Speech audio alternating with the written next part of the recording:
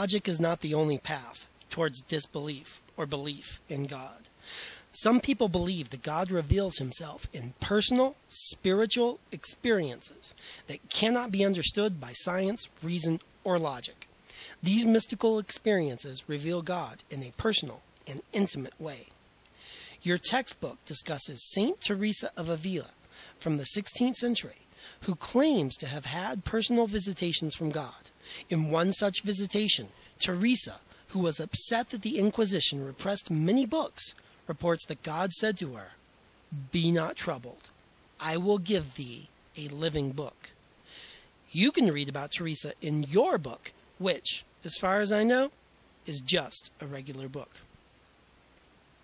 You can also read about Søren Kierkegaard, a Danish thinker from the 19th century who thought trying to prove the existence of God is silly. For Kierkegaard, knowledge is objective, it is rational, and can be verified with empirical research and observation.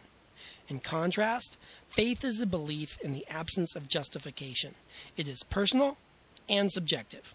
According to Kierkegaard, the existence of God cannot be known objectively. It is a matter of faith. Indeed, he called religious belief a leap of faith, because God cannot be known or his existence proven, because the universe with God would look exactly the same to our senses as the universe without God. We must take a leap of faith and trust that God will catch us, even though we have no good reason to believe that God will. As Kierkegaard put it, he believed that which is absurd. He believes even though he has no reason or justification for the belief. Instead, he has faith, and it isn't rational or scientific. What is at stake in this leap of faith is your immortal soul.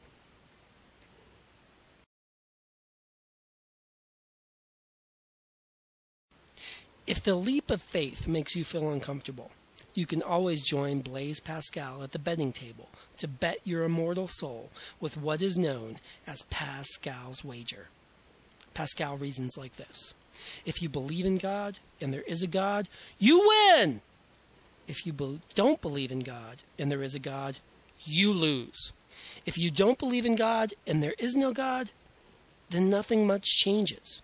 If you believe in God and there isn't a God, you may not win anything, but you probably haven't lost anything either. Because not believing in God carries the most serious consequence of eternal torment in the afterlife. The safe bet, according to Pascal, is to believe in God.